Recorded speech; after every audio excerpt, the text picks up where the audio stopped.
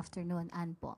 Sek, nabanggit nyo kanina kasi may budget na po for 2027 ang flood mitigation and flood control projects. Magkano po yung proposed budget ng DPWH sa mga projects na ito? Hindi ko muna sasabihin kasi hindi ko pa nakikita yung final na isasubmit ng DBM.